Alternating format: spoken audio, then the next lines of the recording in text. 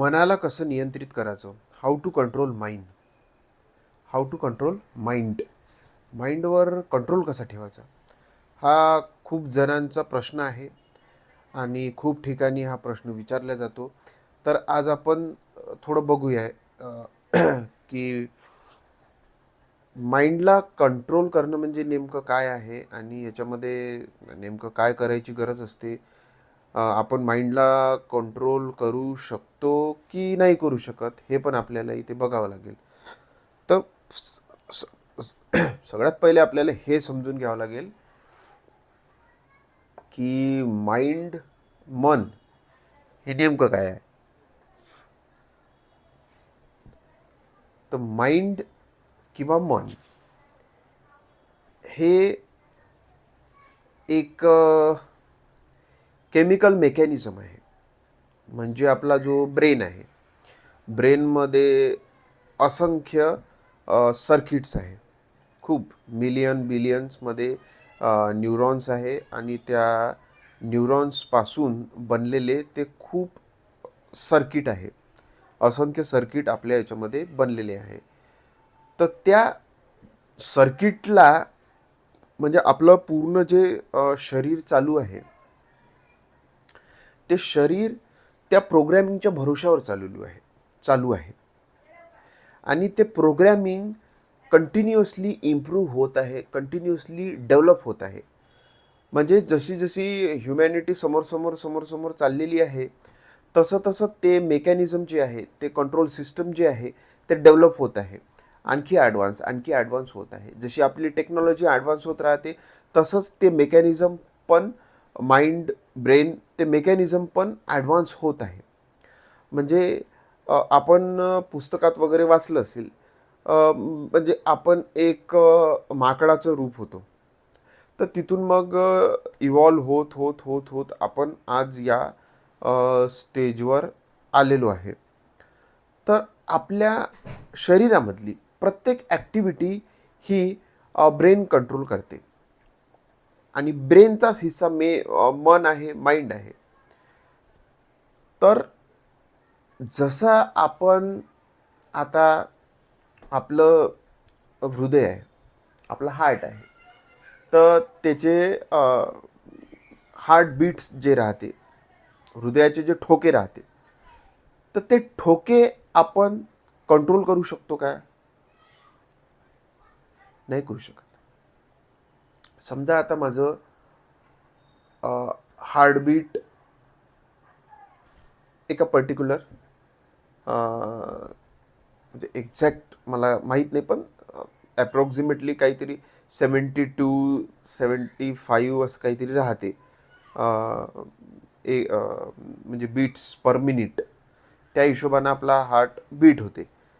तर ते माझ्या कंट्रोलमध्ये आहे का, की आता मी हार्टबीट मला स्टॉप करायचं आहे? करू शकतो का मी ते? मी ते नाही करू शकत. कारण की ते माझ्या कंट्रोलमध्ये आहेच नाही. ते बाय डिफॉल्ट सेट आहे. तसंच आपलं जे अन्न पचन होते तर ते आपल्या कंट्रोलमध्ये आहे का? नाही आहे. की मी जर म्हटलं की आता मी जेवण तर केलं, पण मला 3 दिवस माझी जे पाचनाची क्रिया आहे ती मला स्टॉप करायची आहे. किंवा मग मला आता माझी जे पचनाची क्रिया आहे ती एकदम फास्ट करायची आहे. म्हणजे 2 घंट्यात माझं जेवण पचलं पण पाहिजे. म्हणजे आता मी जेवण केलं, 2 घंट्यात माझं जेवण पचून बाहेर पडलं पाहिजे. म्हणजे 2 घंट्यातच माझं पोट खाली. तर तसं नाही होऊ शकत. आपलं जे ब्लड प्रेशर आहे, त्याच्यामधले काही घटक आहेत, तर ते आपण नाही कंट्रोल करू शकत. ते बाय डिफॉल्ट एक मेकॅनिझम बनलेलं आहे. त्याने मेकॅनिझमच्या हिशोबाने ते सगळ्या गोष्टी काम करत आहे. जसं आपण एखाद्या थंड वातावरणात गेलो तर आपल्याला थंडी लागते. आपण कितीकही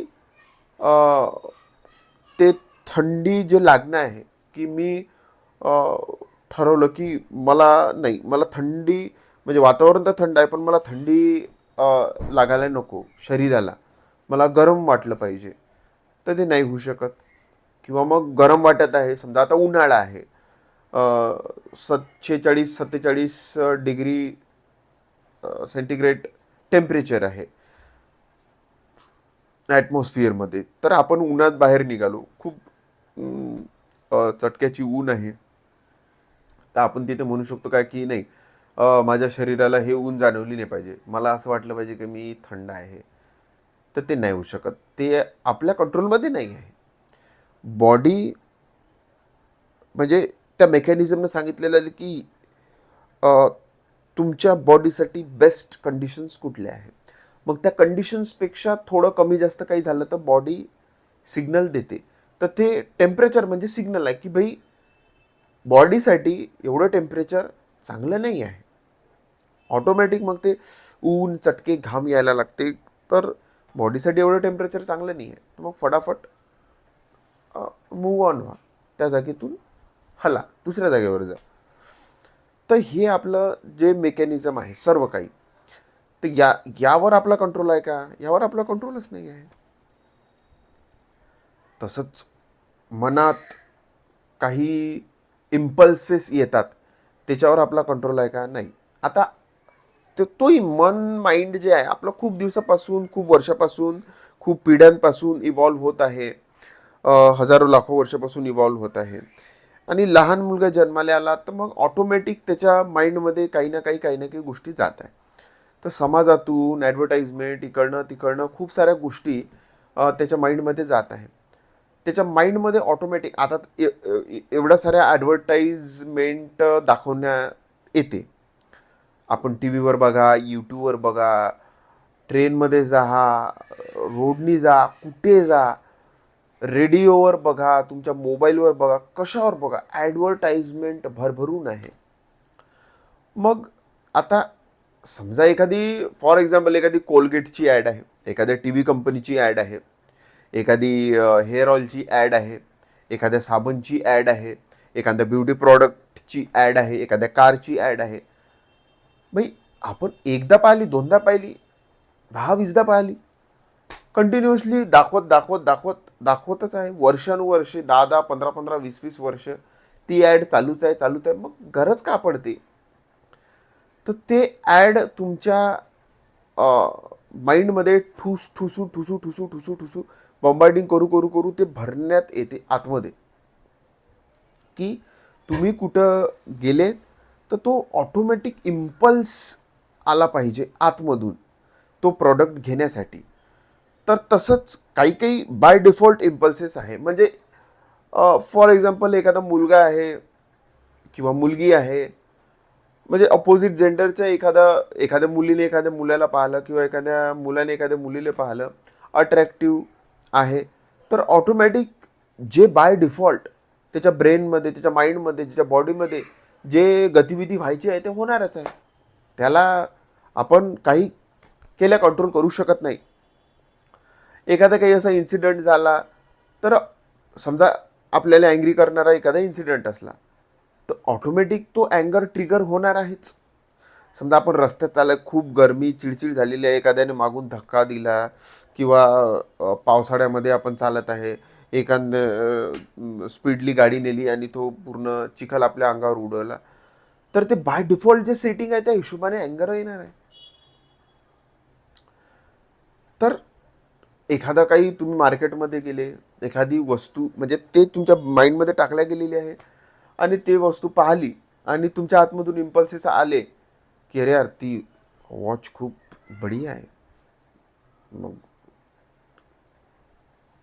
म्हणजे काही फ्रॅक्शन ऑफ सेकंडसाठी तुम्हाला वाटते की यार ते घेऊ का, म्हणजे चालू होऊन जाते.